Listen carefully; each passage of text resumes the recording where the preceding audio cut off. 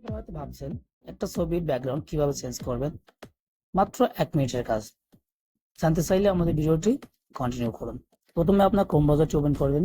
তারপরে search box লিখবেন background remover. Background remover লেখার পরে আপনাদের সামনে এরকম একটা ইন্টারফেস আসবে। কিন্তু ব্যাকগ্রাউন্ড প্রথম যে লিঙ্কটা আছে লিঙ্কতে ক্লিক করবেন। লিঙ্কে ক্লিক করার পরে আপনাদের সামনে আমার একটা পেজ ওপেন হবে। পেজটা ওপেন হওয়ার পরে আপলোড ইমেজে একটা ক্লিক করবেন। ক্লিক করার পরে আপনার গ্যালারি থেকে যে কোনো একটা পিকচার সিলেক্ট করবেন যেটা ব্যাকগ্রাউন্ড চেঞ্জ করতে চাচ্ছেন। পিকচার সিলেক্ট করার পরে আপনাদের সামনে এইভাবে পিকচারটা ওপেন হবে। দেখতে পাচ্ছেন আমার পিকচারটা ওপেন হয়ে গেছে।